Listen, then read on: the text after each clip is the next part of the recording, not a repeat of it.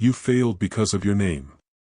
That's what Professor Albright said when he handed back Amira Caldwell's perfect calculus exam, with a red F and a smirk. He didn't mark any answers wrong. He didn't accuse her of cheating. He just didn't believe that someone with a name like Amira could be that good at math. But what he didn't know. Amira wasn't just any student, she was the niece of the university's dean of mathematics. And they shared more than just blood. They shared the same name. What happened next shocked the entire classroom, and the internet. This isn't just a story about racism.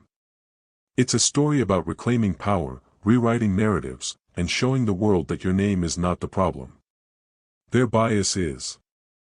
Stay to the end for the final twist.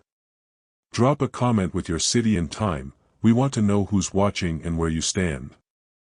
Subscribe now for more real-life stories that expose the truth. Amira Caldwell had always loved her name. It meant princess in Arabic, and her mother, a librarian, used to whisper it to her every night before bed. At 20, Amira was now a math prodigy on scholarship at Westbridge University, a predominantly white institution known for its elite STEM program. She wore her name with quiet pride. That is, until the day it became a weapon against her. It was the second week of advanced differential calculus, a notoriously brutal class taught by Professor Gerald Albright. The man was sharp, cold, and famously dismissive of students he deemed unserious. Amira had spent days preparing for his first major exam, derivations, multidimensional limits, integral transforms, the works.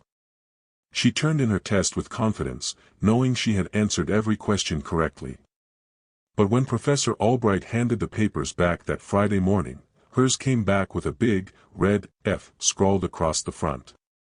Next time, he said with a tight smile, try using your real name. This isn't creative writing class. Math demands clarity, not, whatever that is. A few students snickered. One girl at the back stifled a laugh behind her hand.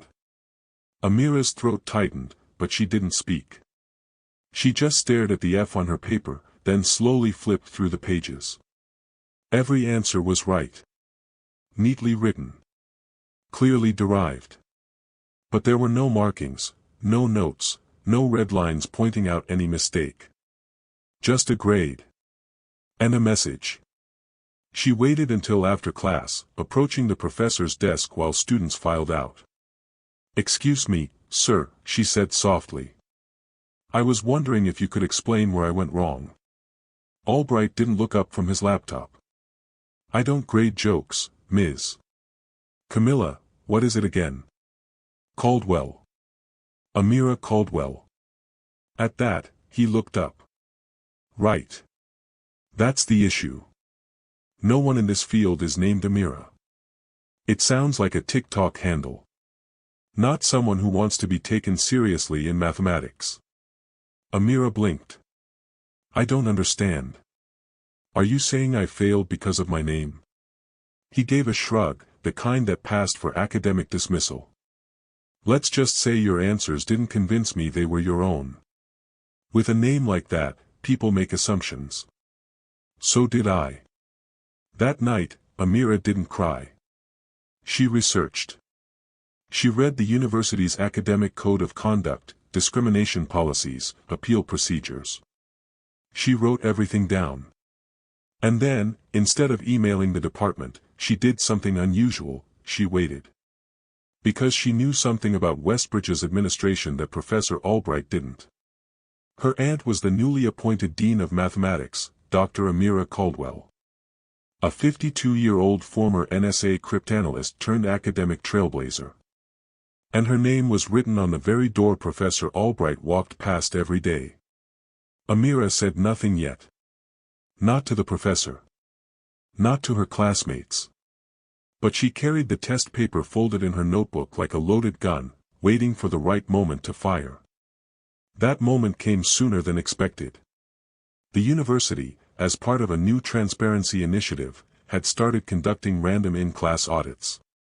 Deans would observe lectures without prior notice to ensure equitable treatment. 1 week later, during Monday's lecture, the door to the lecture hall creaked open mid-session, and Dean Caldwell stepped inside. Professor Albright, standing at the whiteboard mid-equation, paused. "Can I help you?" he asked, clearly annoyed. Dean Caldwell gave a polite nod. "Just here for an audit." "Please, continue." The class stirred. Audits were rare. Public ones, even rarer. Amira's heart began to race. Albright resumed the lecture, visibly stiffening. After a while, he began handing back a small quiz from that day's warm-up. He skipped Amira's desk. She raised her hand. "I didn't get mine back." He didn't answer. The dean noticed. Then Amira did something she hadn't planned. She pulled the original exam, the one with the red F, from her notebook and held it up. "Actually, Dean Caldwell," she said clearly, standing, "I wanted to ask about this." The room froze. Dean Caldwell turned. Albright laughed awkwardly. "Oh, that? I failed that paper because..." But he didn't finish. The dean had walked over. She took the paper from Amira's hand. Her eyes scanned the name on top. Then she stopped cold. Her face shifted. She looked up, first at Amira. Then at Albright. "You failed this paper, because of the name?" she asked slowly. Albright's mouth opened, then closed. The dean looked around the room. "Students, stay seated. We're not done here." The air turned electric. Because in that moment, the professor realized something too late. Not only had he failed a student for her name. He'd failed the wrong Amira. The silence following Dean Caldwell's statement was deafening. Students sat frozen, unsure whether they were watching a disciplinary meeting or the opening scene of a legal takedown. Professor Albright's mouth twitched into what was supposed to be a smirk, but it landed more like a nervous tick. "Surely there's been a misunderstanding," he said, voice now unsteady. "I had academic concerns. The handwriting was too neat. The answers too perfect." The dean didn't respond immediately. She was still staring at the name printed at the top of the paper, Amira Caldwell, her own name, duplicated. She looked at the flawless equations, the logical proofs laid out with elegance and structure. "This is graduate-level calculus," she said quietly. "And it's correct. Every step." Albright swallowed. "Still. I questioned authorship. We can't allow students to..." "To what?" she cut in, her voice no longer polite. "To be smarter than you expected?" Some students gasped. Others looked around wide-eyed, whispering now. One girl pulled out her phone, not to record, but to text. The room was no longer a lecture hall. It was a stage, and the curtain had just risen. Albright tried to pivot. "Dean Caldwell, if you'd like to schedule a private meeting." "No," she interrupted, standing fully upright. "This is precisely the kind of moment that demands sunlight." She turned to the class. "For those of you who don't know, my name is Amira Caldwell. I am the dean of this department. I am also this student's aunt." Albright's face blanched. His eyes darted around for some exit, intellectual or physical, but found none. "I've been reviewing departmental concerns around implicit bias," she continued, voice crisp and unwavering. "I've read your complaints. The assumptions. The dismissals. The comments about names, accents, hair, posture, things that have nothing to do with academic integrity. And today, I've seen it in action."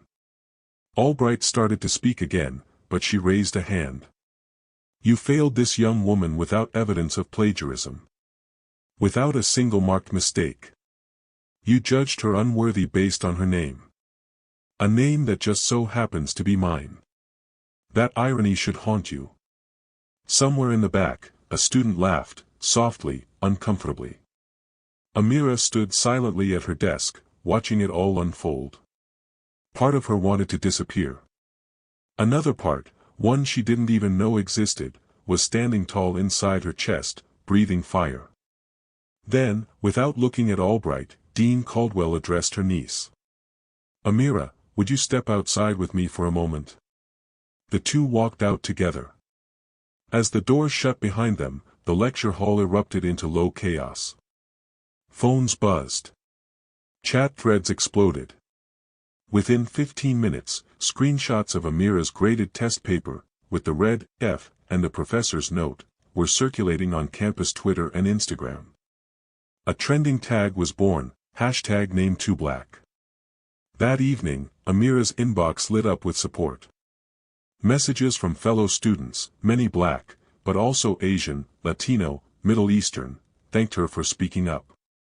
A grad student in physics sent a photo of her own exam from last semester with a similarly arbitrary F and the note, "Try less flair." Another student from biology said they were once told, "People with names like yours usually struggle here." But it wasn't just students. A tenured professor in sociology reached out. A former alumna from MIT. Even the university's communications office contacted her, asking for permission to quote her name in an upcoming diversity initiative. By morning, the dean had issued a formal investigation into Albright's conduct. He was placed on immediate suspension. But perhaps most shocking was what arrived in Amira's campus email inbox the following afternoon, a forwarded invitation from the National Education Equity Conference. The email subject line read, "Request, keynote speaker confirmation, Amira Caldwell." Attached was a letter from the conference chair. They had seen the viral clip. They had read her name. They had reviewed her record. They wanted her to speak. The conference theme: the power of identity in academic spaces. And suddenly, the very thing that got her dismissed in a lecture hall became her microphone in front of a national stage. The day after Professor Albright's suspension, Amira sat alone on a wooden bench outside the mathematics building, the same one where she had once hesitated to raise her hand. Her phone buzzed non-stop, but she wasn't scrolling. She stared at her hands, the same ones that had solved every problem on that exam, the ones someone had decided didn't belong to someone with her name. Inside her chest, there was a strange quiet. It wasn't peace, exactly. It was something more fragile, like the space after a storm, when everything is still wet and raw, but the sky begins to clear. That's when she saw her aunt walking toward her. Dean Caldwell, flawless in a navy suit and low heels, sat beside her without a word at first. The air between them was heavy with unspoken questions. Then finally, "You okay?" Amira gave a small nod. "I think so." Her aunt nodded slowly. "You didn't just stand up for yourself in there, Amira. You stood up for 100 others who never got the chance." Amira looked down at her lap. "I didn't mean to start a thing." "But you did," her aunt replied gently. "And now we're going to finish it." She reached into her leather folder and pulled out 2 documents. The first was an official notice from the university, an offer for Amira to serve as a student advisor on the newly formed Committee for Inclusive STEM Education. The second was even more unexpected, a flight itinerary to Washington, D.C., and an all-access pass to the National Education Equity Conference. "I wasn't going to accept the keynote spot," Dean Caldwell said. "But then they asked for you instead. And honestly, I think they made the right choice." Amira's jaw tightened. "What would I even say?" "Say the truth," her aunt said. "Tell them what it feels like to be brilliant and invisible. Tell them how your name entered the room before your work did. Tell them what it's like to sit in a class and know that even when you're right, someone's already decided you're wrong." Amira looked at the badge. Her name printed clearly at the top, Amira Caldwell, student keynote speaker. She exhaled. "Okay," she whispered. "I'll go." 1 week later, the Marriott Grand Ballroom in Washington, D.C. buzzed with the sound of 2,000 attendees, educators, researchers, policymakers. On the grand stage, under a banner that read, "Redefining Success, Equity in the Modern Classroom," Amira stood behind the podium in a white blouse and navy slacks, her curls twisted into a half-up crown. As she stepped up, the room fell into silence. She paused. Took a breath. "My name," she began, "is Amira Caldwell. I am a math student. I am a daughter. A niece. A believer in logic, symmetry, and elegant solutions. But for a moment, my name made someone assume I was a mistake." A ripple of quiet gasps moved across the audience. "My name was once marked in red ink, with an F that didn't reflect my answers, but someone's assumptions." She glanced at her aunt in the front row. And ironically, the name they tried to erase was the same name written on the office door down the hall. Laughter. Then applause.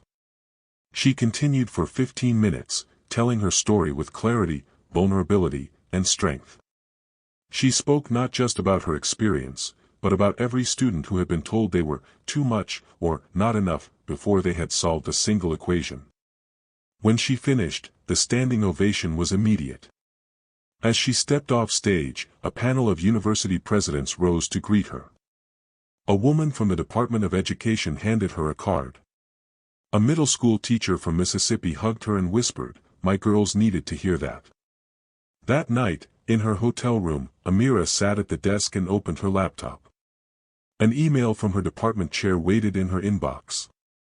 Subject: Reinstatement of exam grade. Message: Amira, your original exam has been reviewed by the faculty committee. You've received full marks. Congratulations. But Amira wasn't smiling because of the grade. She was smiling because, for the first time, her name meant power, not a problem. When Amira returned to campus, it wasn't to whispers or wary glances. This time, her presence carried weight. Students who once overlooked her now nodded with respect as she passed. Professors who barely remembered her name offered cautious smiles. Even the janitor near the west entrance gave her a subtle salute when she walked by. But the biggest shift came the moment she stepped back into the lecture hall where everything had begun. She wasn't sure what she expected, perhaps awkward stares, or more silence. Instead, there was something stranger: anticipation.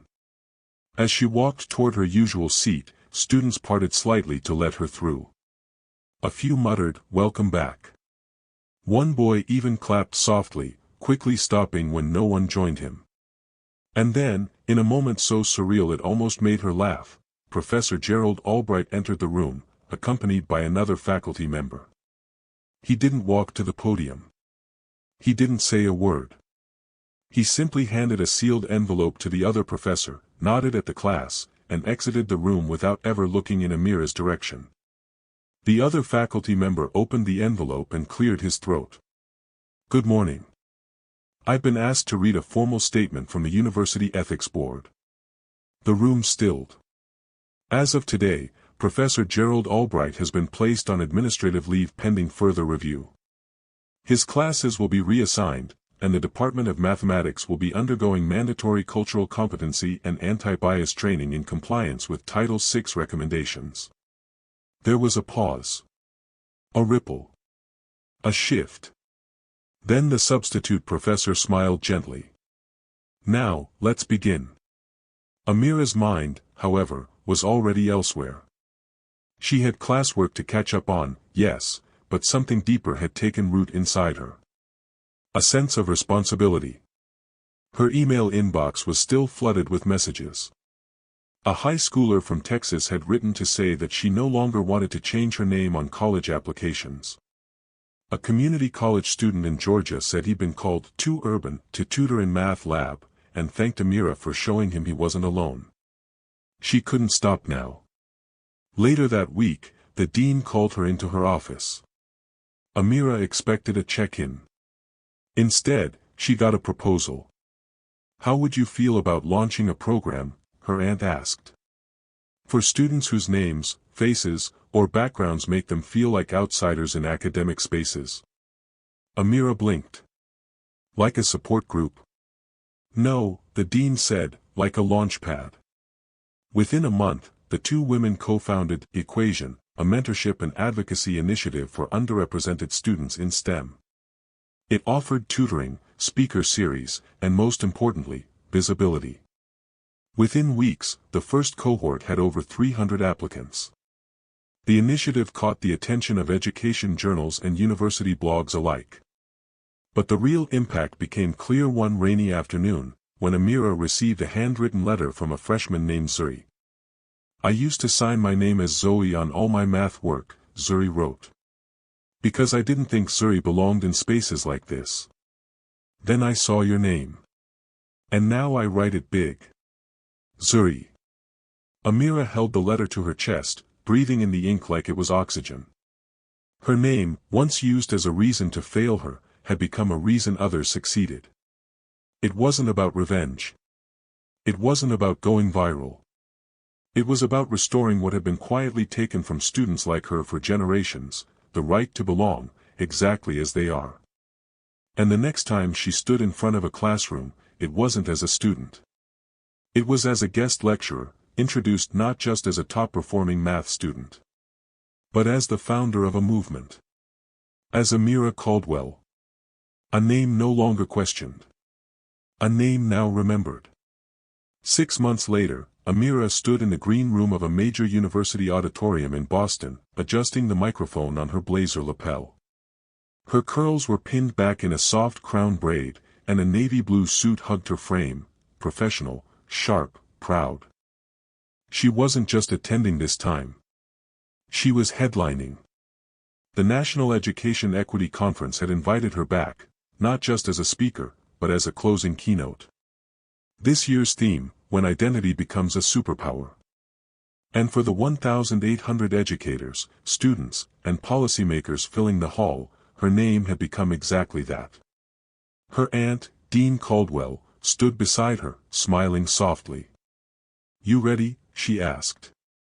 Amira took a breath. "This time, I am." As the stage manager cued her, the audience lights dimmed and the spotlight ignited. She walked out to thunderous applause. The same girl who had once been told her name didn't belong in math now walked like she owned the stage. "I was once failed," she began, "not because my answers were wrong, but because my existence in that space was considered a mistake." The auditorium fell into a hush. "But the truth is, my name, my voice, and my presence are not errors. They're equations in motion." She recounted the classroom moment, the red F, the look on her professor's face, and the stunned silence when the dean spoke. She detailed how her name, Amira, meant princess, yes, but also stood for power, memory, and reclamation. She told the story of Equation, the mentorship initiative, and read from Zuri's letter aloud. As her voice carried across the room, a few in the front row wiped their eyes. Then, after a beat, she closed with this. "The next time a student walks into your classroom with a name you don't understand, don't try to rewrite it. Learn how to pronounce it. Because that name might be the future of mathematics. That name might one day be yours." The applause erupted like a wave, deafening, standing, sustained. In that moment, Amira felt the last pieces of doubt inside her dissolve. She had not just rewritten a narrative, she had reauthored the rules of who belonged in rooms built without them in mind. After the event, the conference organizer offered her a standing faculty fellowship, an opportunity to mentor minority math students nationwide while finishing her graduate degree. She didn't need to think twice. Back on campus, the math building had a new banner hanging from its main atrium window. It read, "Equation, where every name counts." Founded by Amira Caldwell. But for Amira, the truest moment of closure came one rainy Tuesday, back in the classroom where it all began. A young white professor, new to the department, stood in front of a chalkboard, explaining a tricky Laplace transform. He made a small slip. Nothing major. From the middle of the room, a quiet black girl with locks raised her hand. "I think there's a sign error in the third step." The professor turned, scanned the board, and then smiled. "You're absolutely right. Thanks, what's your name?" The girl smiled shyly. "Zuri." The professor nodded. "Thanks, Zuri. No laughter. No tension. No humiliation. Just learning. Amira, observing quietly from the back as part of her mentoring rotation, smiled. She didn't say a word. Because in that moment, she knew. The equation had changed. And this time, the solution included everyone. Sometimes, the most powerful statement we can make is simply to exist, loudly, unapologetically, and authentically. Amira didn't fight with anger. She fought with truth, with logic, and with the quiet confidence of someone who knew her worth even when others refused to see it. Her story reminds us that names carry history, identity, and dignity, and that dismissing a name is often the first act of erasure. But reclaiming it? That's revolution. In classrooms, workplaces, and beyond, we must question systems that shame before they ask, that silence before they listen. If this story moved you, like and comment where you're watching from. Subscribe to support more stories that challenge injustice, and uplift the voices that were never meant to be silenced.